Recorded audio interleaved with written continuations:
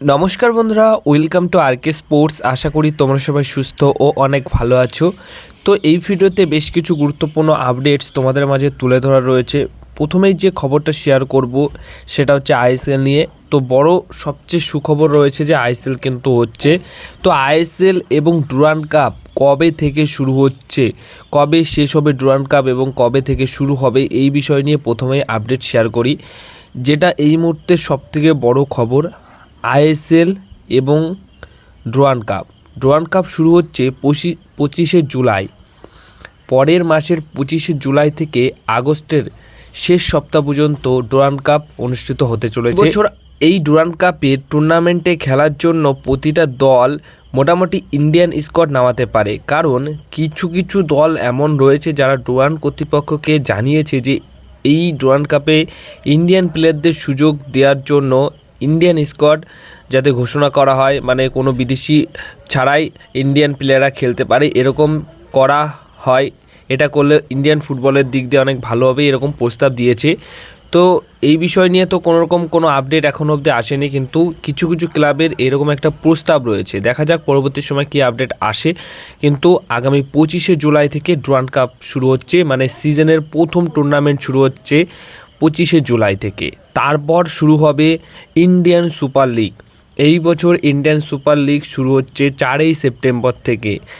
এই 4ই সেপ্টেম্বরের ডেটটা স্বয়ং AIFF deputy secretary general M Satyanarayan তিনি জানিয়েছেন ইন্ডিয়ান সুপার লিগ আগামী 4ঠা সেপ্টেম্বর থেকে শুরু হয়ে যাবে। 4ঠা সেপ্টেম্বর থেকে প্রায় অন্ততপক্ষে 6 মাস চলবে, মানে 2027 সালের এপ্রিল মেতে গিয়ে শেষ হবে। তো দুটো টুর্নামেন্ট নিয়ে দুটি আপডেট রয়েছে। এই বছর আইএসএলে তোমরা 16টা দলও দেখতে পারো, আবার 13টা দলও দেখতে পারো। কিভাবে? সেটা হচ্ছে সবকটা আইএসএল দল এবছর ক্লাব জোট মিলে একসাথে আইএসএল পরিচালনা করছে, যেখানে ইস্টবেঙ্গল তারা এই টুর্নামেন্টের জন্য অফার করেছিল বা একটা প্রস্তাব রেখেছিল যে 16টা দলের আইএসএল করা হোক, কিন্তু এই বিষয়ে কোনো রকম সাড়া না দিয়ে মোটামুটি 14টা টিমের আইএসএল করা হচ্ছে, যেটুকু খবর পাওয়া গেছে বা হতে পারে। যেখানে অবশ্যই ডায়মন্ড হারবার এফসি তারা তো আইএসএলের জন্য কোয়ালিফাই করেছে, অপরদিকে মোহামেডান স্পোর্টিং ক্লাব তাদের আর কি রেলিগেশন হয়েছে, তো তারা খেলতে পারবে না, কিন্তু ডায়মন্ড হারবার এফসি দল খেলতে পারবে। কিন্তু ডায়মন্ড হারবার এফসি দলের একটা বিশাল বড় সমস্যা হয়েছে, যেহেতু আমাদের সরকার বদলে গেছে, যার ফলে তারা একটু সমস্যায় পড়েছে। তো তারা যদি না খেলে কোনো কারণের জন্য, তাহলে কিন্তু 14টা টিম তো ডায়মন্ড হারবার এফসির দলকে নিয়ে হতো, কিন্তু ডায়মন্ড হারবার এফসি দল যদি না খেলতে পারে কোনো কারণের জন্য, তাহলে 13টা দল নিয়েই আইএসএল হতে পারে, এমনটাই খবর রয়েছে। 13টা দলের আইএসএল এই বছর তোমরা দেখতে পারবে। পরবর্তী সময় যখন এই সিজনে ইন্ডিয়ান ফুটবল লিগের যে মোটামুটি যেটা আই লিগ ছিল, সেই লিগ থেকে যারা আবার চ্যাম্পিয়ন হবে তারা পরের বছর খেলতে পারবে। এছাড়া এমনটাও হতে পারে ইন্ডিয়ান ফুটবল লিগের লাস্ট চ্যাম্পিয়ন ছিল ডায়মন্ড হারবার এফসি, কিন্তু তারা যদি কোনো কারণে না খেলতে পারে, তাহলে হয়তো সেকেন্ড যে টিমটা ফিনিশ করেছে, রানার্স আপ হয়েছে, তাদেরকে হয়তো মোটামুটি ইন্ডিয়ান সুপার লিগের জন্য নেওয়া হতে পারে, তাদেরকে নিয়ে 14টা টিমের আইএসএল করা হতে পারে। এটাও হতে পারে, আবার না হলে কিন্তু 13টা দলের আইএসএল হতে পারে। আর ইস্টবেঙ্গলের প্রস্তাব ছিল 16টা দলের আইএসএল করানোর। তো সব মিলিয়ে এই ছিল দুটো টুর্নামেন্ট নিয়ে বড়সড় একটা আপডেট।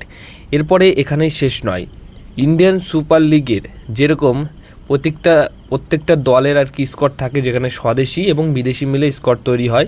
তো স্বদেশি তো কোনো রকম যে কটা প্লেয়ার সই করানোর করে নিতে পারবে, বিদেশির ক্ষেত্রে 6টা বিদেশি প্লেয়ার সই করাতে পারবে। কিন্তু এবার একটা নতুন কোটা চালু করতে চলেছে, নতুন কোটা, যেরকম বিদেশি কোটা, ইন্ডিয়ান কোটা, এবার যে কোটাটা চালু হচ্ছে সেটা হচ্ছে পিআইও এবং ওসিআই।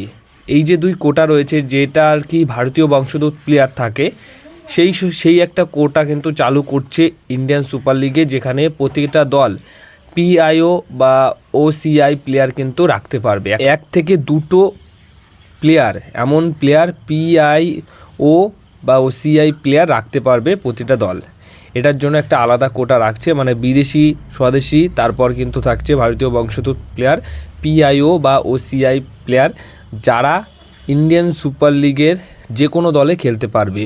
দেখো পিআইও ও সিআই প্লেয়ার যেরকম অনেকেই আছে, তারা হয়তো নাও আসতে পারে এই ইন্ডিয়ান সুপার লিগ খেলতে, কিন্তু এমন অনেক প্লেয়ার আছে আসতেই পারে। জানা যাচ্ছে প্রায় 28 জন পিআইও ফুটবলের একটা তালিকা তৈরি করা হয়েছে ফেডারেশনের পক্ষ থেকে। সেই 28 জনের মধ্যে যদি দুটো দুটো করে প্লেয়ারও এক একটা দল লিখে দেয়, বা একটা করেও রাখলে কিন্তু প্রায় 20টা প্লেয়ার তো থাকবেই। একটা দুটো করে এরকম প্লেয়ার রাখলে বা তারা যদি খেলতে আসে, তাহলে কিন্তু তোমরা দেখতে পারবে যে সেই পিআইও বা ওসিআই প্লেয়াররা খেলছে। সেখানে অনেক ভালো ভালো মানের প্লেয়ার রয়েছে, বিদেশিদের টক্কর দেওয়ার মতো প্লেয়ারও আছে, এমন নয় যে নয়। তো অনেক প্লেয়ার আছে। এরপরে ইস্টবেঙ্গল এবং মোহনবাগান দলের ট্রান্সফার রিলেটেড আপডেট দিয়ে আজকের এই ভিডিও শেষ করব, যেখানে প্রথমেই ইস্টবেঙ্গল এফসি দলের একটা আপডেট। ইস্টবেঙ্গল এফসি দলের বিরুদ্ধে দুরন্ত ম্যাচ একটা উপহার দিয়েছিল ইন্টারকাশি দলের বাঙালি সাইড ব্যাক পজিশনের ফুটবলার সন্দীপ মান্ডি। সেই সন্দীপ মান্ডির সাথে কিন্তু অ্যাডভান্স স্টক চলছে ইস্টবেঙ্গল এফসি দলের। তাকে দলে নেবার জন্য অ্যাডভান্স স্টক চালাচ্ছে ইস্টবেঙ্গল এফসি দল। সব কিছু ঠিকঠাক থাকলে এই সন্দীপ মান্ডিকে তোমরা ইস্ট বেঙ্গল এফসি দলের জার্সি গায়ে আগামী আইএসএল মরশুমে বা অন্যান্য টুর্নামেন্টে খেলতে দেখতে পারবে। নেক্সট আপডেট সবশেষে যেটা শেয়ার করতে চলেছি সেটা হচ্ছে মোহনবাগান দল। জানা যাচ্ছে মোহনবাগান দল একটা বিগ সারপ্রাইজ দিতে চলেছে। বিগ সারপ্রাইজ মানে মোহনবাগান দলের একজন প্রাক্তন ফুটবলার, যিনি এখন অন্য দলে খেলছে, তার হোম কামিং হতে পারে, মানে হোম কামিং করাচ্ছে মোহনবাগান দল। দারুণ একটা ফুটবলার, মোহনবাগান দলেরই প্লেয়ার, একটা সময় খেলেছে, অনেক ভালো স্মৃতি সে দিয়েছে মোহনবাগান দলের সাথে। তারই কিন্তু আবার ঘরে ফেরার হতে পারে, এমনটাই কিন্তু খবর রয়েছে। এরকম একটা হোম কামিং সাইনিং করতে চলেছে মোহনবাগান দল, একটা ভালো রকম সূত্র থেকে এই খবরটা কিন্তু পাওয়া গেছে। তো পরবর্তী সময়ে সেই প্লেয়ারটির নাম জানা গেলে অবশ্যই জানাবো। তোমরা গেস করো সেই ফুটবলারটি কে হতে পারে যার হোম কামিং মোহনবাগান দল করতে চলেছে।